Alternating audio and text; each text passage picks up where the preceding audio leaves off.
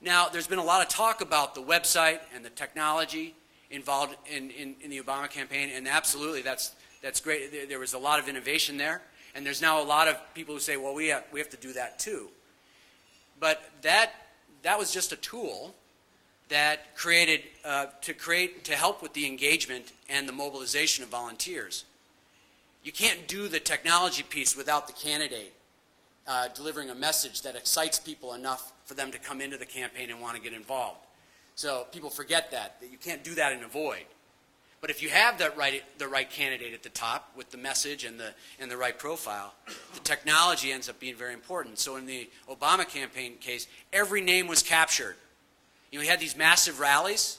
To get in the rally, you had to sign up. You had to give people your email address. So there was constant effort to force multiply that list, to grow that list in a viral way and directly. Every time a person attended an event and expressed some interest or support for Barack Obama, their name got captured.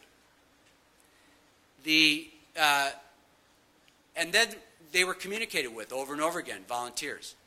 For those of you who are on the Obama list, you know that there was a lot of traffic there, a lot of emailing. But that was by design, because the idea was to keep people very closely connected to the campaign. Because we were asking a lot of people, but we also had to give. We had to give information. We had to make people feel part of the campaign. We had to let them in on the strategy. We had to tell them why we were asking people to go out and say these things to these voters. And the more we shared with people, the more we opened the door of the campaign, the more invested people got and the more they came back. It was a really interesting lesson, because I'm out of the tradition of very much command and control when it comes to campaigns. And of course, we still had to be disciplined and focused on our message. But by sharing more information, it actually led to a stronger campaign. And we did a lot of that by email.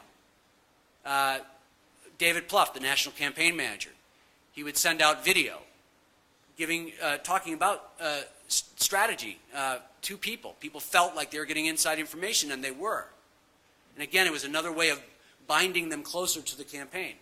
People got a chance to interact with each other through their social marketing, through their social network, talk to each other, invite friends and others to become part of things, do creative things like create their own Barack Obama posters, and weigh in on ad ideas and things like that. That, again, was very interactive. And for young people who were getting into the campaign, there was an expectation that it was going to be a two-way deal here, that we weren't going to just be told, because that's the way of the internet, the free flow. And so there was an attempt to really get to that point on the campaign. Again, a scary and tricky thing to do in a campaign that's trying to be disciplined and focused. The technology was also essential to manage the huge number of volunteers. In Minnesota, we had 15,000 people who were active on the campaign. It's an enormous number. We had 80 organizers, which is also a pretty big number, but no way could 80 organizers work with 15,000. Their job was pretty much to facilitate teams of people to go out. But we needed the internet, we needed the website to get people to sign up, so everything was web-based. We would send out an appeal to come and door knock, and it would all be managed online. People would come back, and then ultimately, though, we would turn a virtual person into a real person in the campaign office. But all of that was managed online.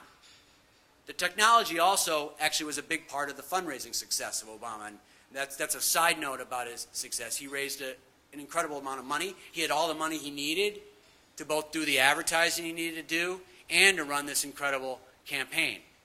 But partly, again, that flowed from the kind of candidate he was and the kind of campaign he was running.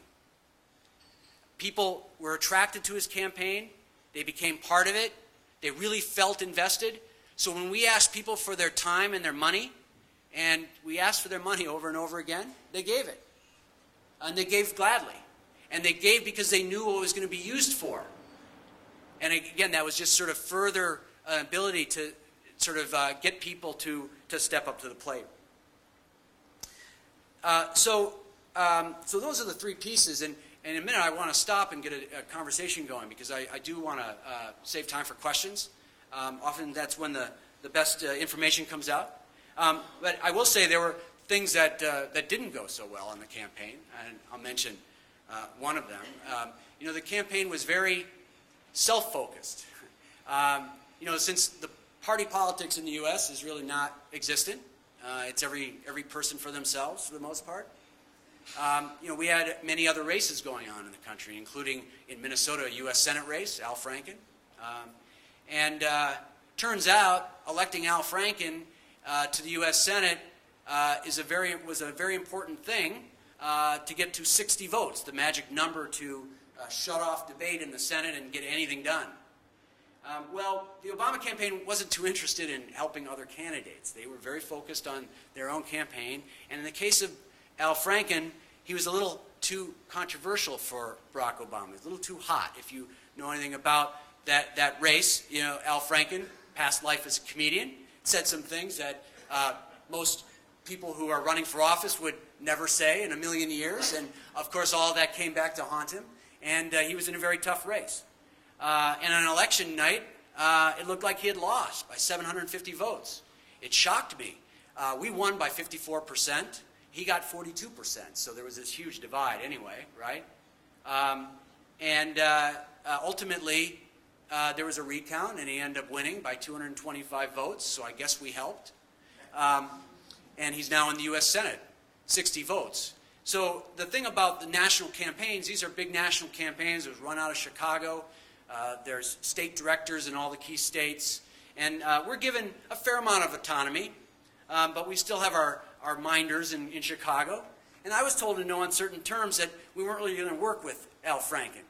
But Al Franken was running against Norm Coleman, who had taken over Paul Wellstone's seat when he had died in a plane crash just before he was going to win that race. So I wasn't really too excited about sitting on that sideline. So in that case, we went rogue, which is the term for not doing what Chicago wants you to do, doing it anyway, and figuring out how to do it without them knowing, and raising money separately.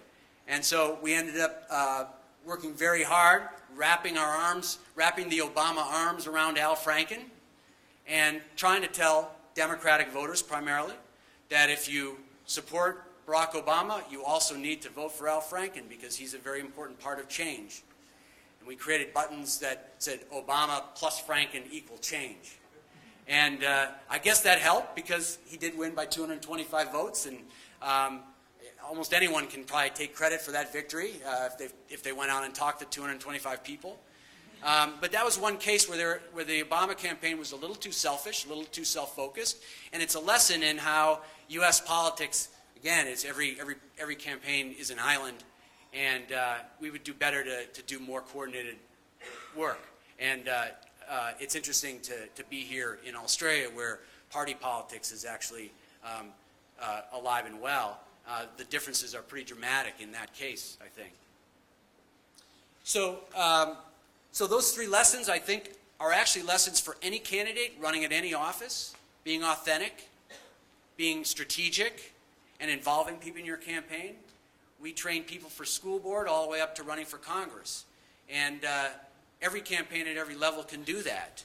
And I think they're universal lessons, actually, in politics. Barack Obama really modeled that.